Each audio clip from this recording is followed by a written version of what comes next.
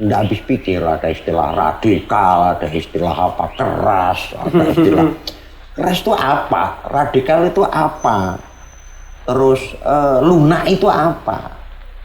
Kalian lihat, lunak Nabi itu kalau udah keras, melebihi orang paling keras itu Nabi.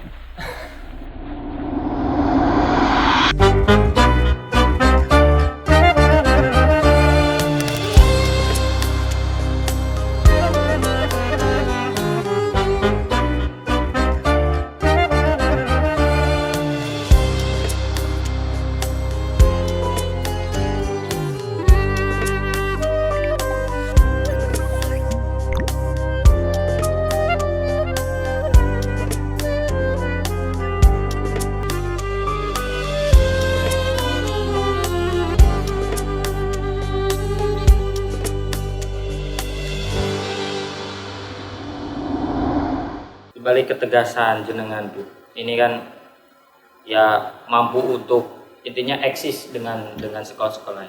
Ini kalau menurut jenengan dakwah konsep dakwah sejatinya seperti apa? Apakah bilhal dengan yang dakwah di luar, dengan apakah dengan lembaga pendidikan kayak jenengan? Mungkin secara umum menurut jenengan dakwah itu seperti apa? Dakwah itu kan mengajak kan. Sebetulnya Islam ini luas sekali kan, rahmatan lil alamin. Menurut saya lah. Memang kita akui, kita harus mengikuti Rasul, kita harus mengikuti Kanjeng Nabi. Dan Kanjeng Nabi ini orang Arab kan, sudah wajar kita akui apa kepribadiannya Rasul, apa hariannya beliau, ini pasti identik dengan lingkungan Arab. Maka menurut saya yang namanya akhlak, yang namanya perilaku, ini tidak lepas dengan lingkungan, dengan tradisi, dengan budaya masyarakat yang ada. Dan Islam menerima tradisi dengan catatan tidak bertentangan dengan iman dan amal. Nek bertentangan dengan iman dan amal ya kita jauhi gitu. Ya seperti kita aja nggak jauh-jauh, kita begini, ini apa? Ada dalilnya, yang namanya orang Islam harus berpakaian kayak sampean, kayak kiainya, kayak saya. Ini kan kiai Indonesia ini begini. Bukan kiai Arab, bukan kiai Pakistan. Mungkin kalau kiai sana ya pakainya. Kalau kita mau mengikuti orang sana, sunnah. Libasul Arab sunnah. Tapi jangan kita mengikuti orang Arab, mengikuti Nabi.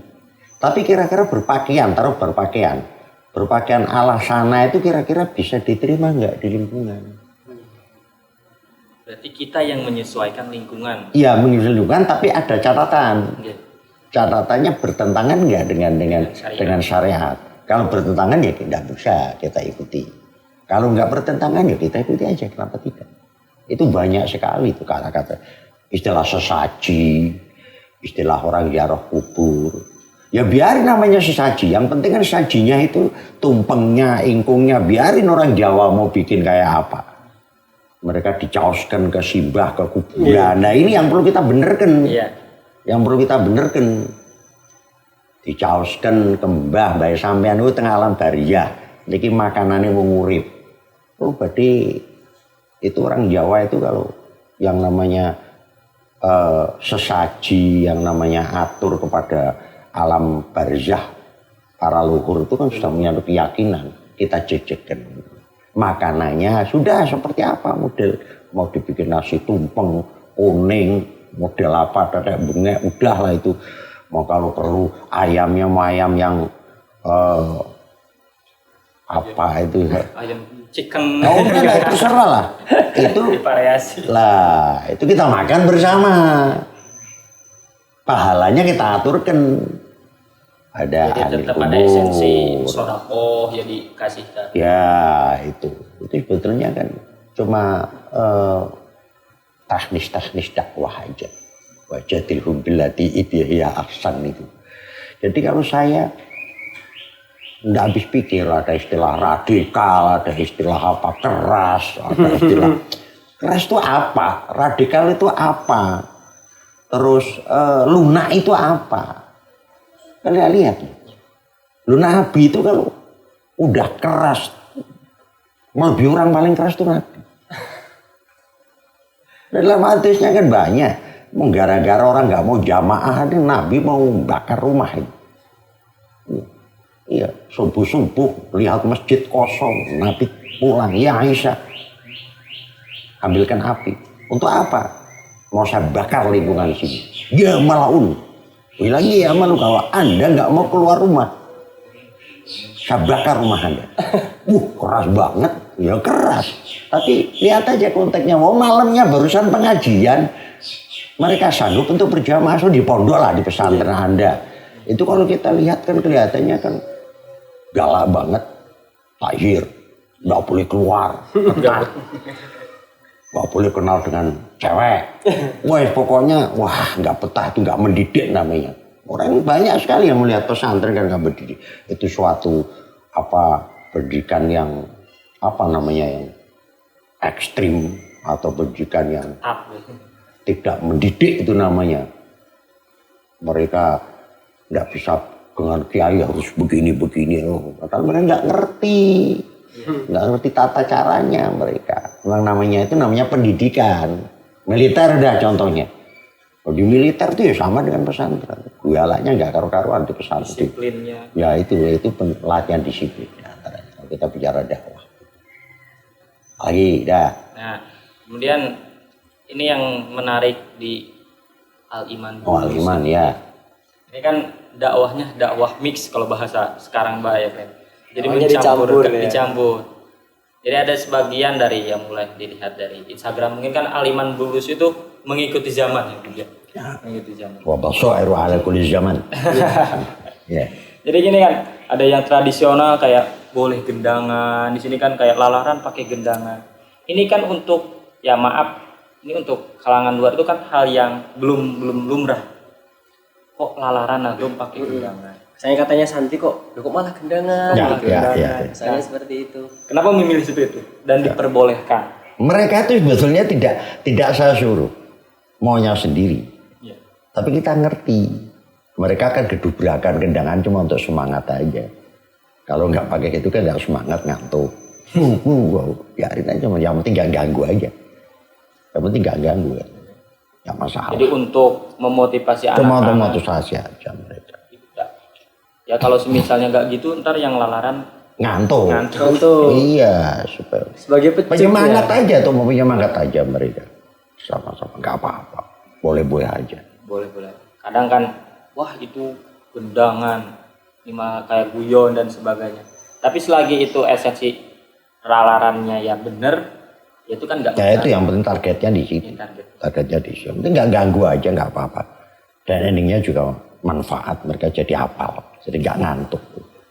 Kadang kalau misalnya hanya lalaran dengan, ya mungkin sebagian orang gitu ya Bib ya, ada yang ini tuh harus terkonsep, harus rapi, harus gini. Tapi sebagian orang yang kan masuk ke pondok itu biasanya nggak semuanya orang yang niat kadang. Bener yang nggak ngerti pesantren. Kadang ada anak yang saya pengen mondok lah, udah nggak kuat di luar, misalnya udah pengen tahu. Nah, mungkin kan untuk ketika kita style, langsung harus kota, harus jamaah gitu.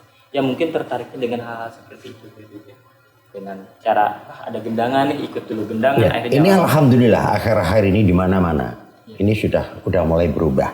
Jadi yang masuk ke pesantren itu kalau dulu itu kira-kira ya 20-30 tahun yang lalu itu kebanyakan santri nasab. Santri nasab itu seperti sampean, mondok itu karena orang tuanya santri. Mereka emang basicnya orang tuanya, dan apalagi dulu harus sama dari Lirboyo karena bapaknya dulu di Lirboyo. Kalau enggak bapaknya kenal dengan Kiai Lirboyo, itu tanggap santri nasab.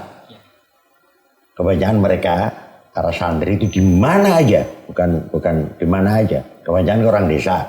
Iya, kebanyakan. Bisa dikatakan 90% lah yang hidup di kota itu kan bisa dihitung, yang pakai jalan apa. Kalau enggak keluarganya dari keluarga petani. Desa, rumahnya mana? Pekalongan, 30 kilo dari Pekalongan. Dari Rumahnya kota, mana? Nganjuk, walah pokoknya pedesaan mereka. Lanjut di ujung sekali. Iya, tidak terus pikirannya Nganjuk kota, Purworejo kota. Purworejo mana? Bulus, wah, nah. Google aja nggak masuk itu, muter-muter itu. Itu ya memang begitu itu. Terus lagi belum pernah kita lihat anaknya pejabat, anaknya bupati, anaknya wali kota, para pejabat-pejabat tinggi, mereka nggak ada yang tertarik anaknya di pesantren. Tapi alhamdulillah sekarang udah mulai ada, walaupun di pesantren ini belum ada. Paling tingkatannya anak bupati paling itu. Nah, pesantren lainnya sudah mulai ada anak menteri, anak artis, itu udah mulai ada yang di pesantren. Itu. Berarti perkembangan pesantren itu sekarang udah setara dengan Udah sekarang udah setara. Malah sekarang diminati justru. Malah diminati. Sekarang pendidikan yang paling bagus menurut saya untuk sekarang ini udah pesantren, lainnya nggak ada udah. Karena udah ada semua di pesantren. Sekolah udah ada, perguruan tinggi udah ada, komplit. Jadi mereka sudah ada alasan untuk tidak nyekolahkan ke pesantren, itu tidak ada alasan udah.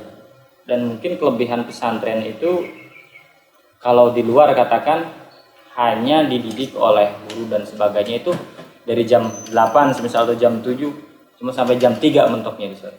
Kalau di pesantren kan pola pendidikan itu 24 jam. Dari bangun tidur sampai di pesantren itu ada ilmu talim, ada ilmu hal. Itu.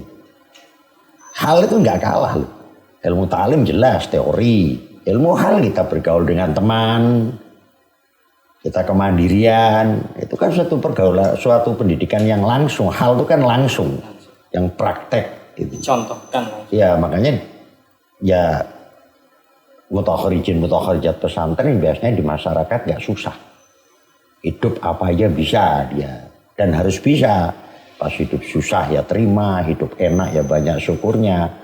Terus kita menghadapi lingkungan yang bermacam-macam, itu kan kayak di pesantren kita, teman-teman kita macam-macam, orang sing kudu, orang sing keras, orang sing sabar, orang sing angel, udah macam-macam di situ. Dan mereka sama rata. Kalau sudah di kamar di pesantren udah ada yang istilah itu anak wong gede, anak kiai, anak wong kiai, udah sama aja satu kelas. Kang, Dek, udah biasa. Itu satu pendidikan yang bagus di sini. Orang Jawa begitu detail dan langsung tahu. Wong Jawa nggak bisa bahasa Arab, nggak ngerti Arab, tapi dia bisa ngarang tulisan Arab. Itu luar biasa. Nggak usah kita belajar di Mesir, nggak usah kita belajar di Saudi, udah cukup di Lirboyo aja. Asal bener pulang nyatanya ya hasil masail ya mereka bisa buka-buka kitab nyatanya.